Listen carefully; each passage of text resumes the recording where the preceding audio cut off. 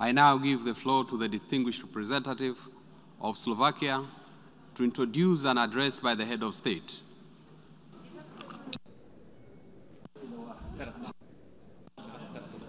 Mr. President, Excellencies, ladies and gentlemen, I have the honor to introduce the pre-recorded statement by the President of the Slovak Republic, Her Excellency Zuzana Čaputová, for the general debate of the 76th session of the United Nations General Assembly. Thank you. Dear Mr. President of the General Assembly, dear Mr. Secretary General, dear colleagues, Excellencies, ladies and gentlemen, that at least some of you can meet in person after 2 complicated pandemic years fills me with some optimism. Optimism that science can and does offer solutions, and that if we respect scientific recommendations, we will overcome the challenges ahead. Indeed, we are in a much better place than a year ago. Vaccines offer a clear path out of the pandemic. But where the scientists have succeeded in sequencing the virus or producing safe vaccines, the politics are still failing. A year ago, we made promises and pooled resources. More than 5 billion vaccine doses have been administered across the world, but nearly 75% of them in just 10 countries. 50 countries have less than a 5% vaccination rate, with half of them just 1% rate. This is a failure of politics projected onto the world stage in real time.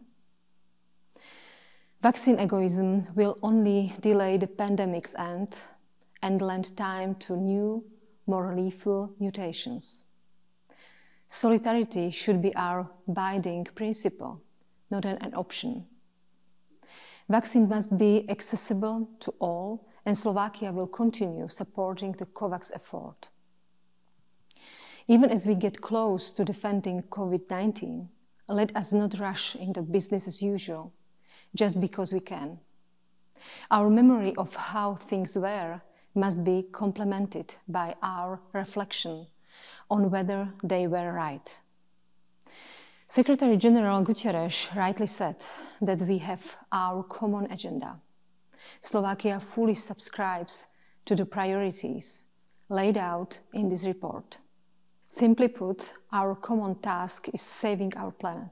Previously, the earth was whispering, but now she's screaming that she cannot hold us any longer, that the humankind is too heavy a burden to carry. Saving the planet is not a promise we make today for our successors to implement it later.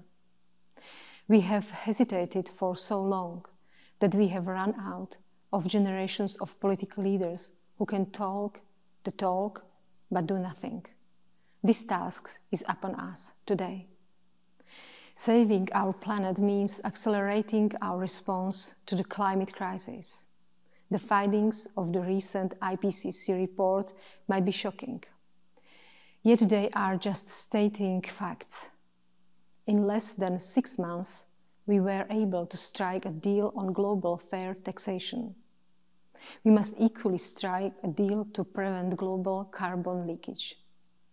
The upcoming COP26 in Glasgow must set the pace for a much swifter adaptation and radical emissions cut.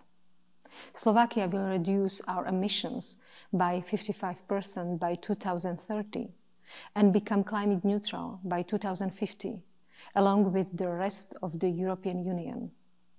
By 2023, coal will no longer be used to produce electricity and heat.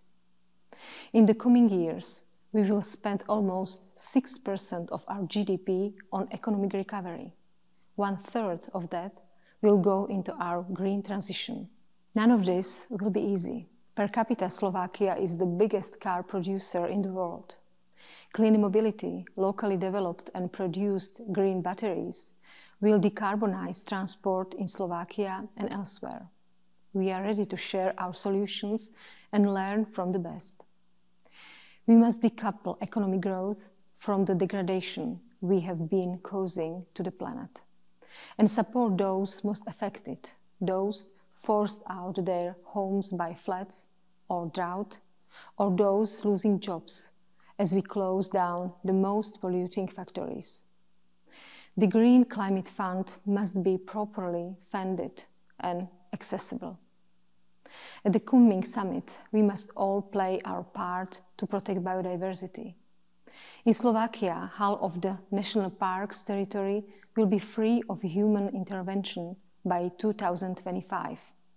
In 10 years, this will be 3/4 of our national parks. Excellencies, unless we stop the global warming, future generations will suffer. Our failure will damage multilateralism and spur violence. Saving our planet, therefore, also means upholding a rules-based international order and the rule of law at home and abroad. Violation of these rules endangers everyone, not only those directly affected in Ukraine, Syria, Myanmar, or the Sahel region. It is the UN Security Council's main responsibility to maintain international peace and security. Too often, we see it unable to act. Stopping violence and providing humanitarian access is not something to bargain about. It must be our utmost priority. We must make our own democracies more resilient and support those demanding their basic rights, including the freedom of speech or assembly, are respected. These rights are not menu for governments to choose from. Citizens must exercise them freely. In Belarus, where 650 people are prosecuted on political grounds, such as the social scientist Valeria Kostyugova, or in the occupied Crimea, or Venezuela, Russia, or Xinjiang. Distinguished Assembly, the developments and lessons learned from Afghanistan will be high on our agenda.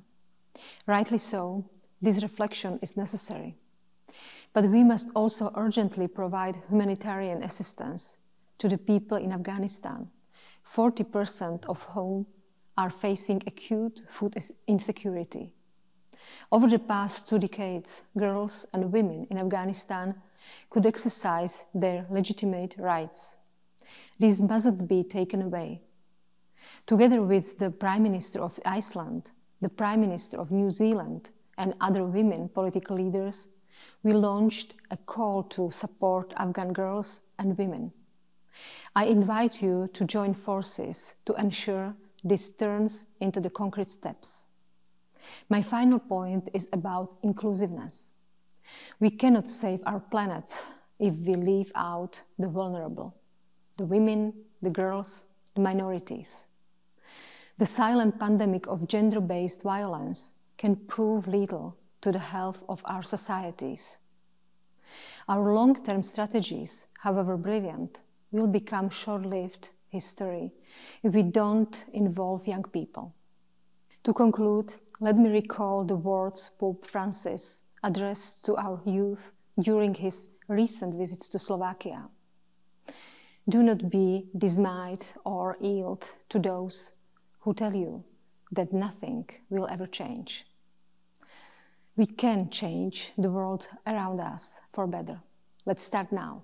Thank you.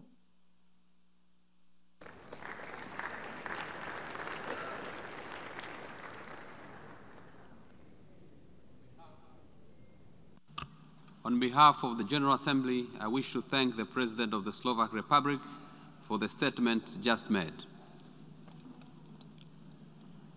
The Assembly will hear an address by His Excellency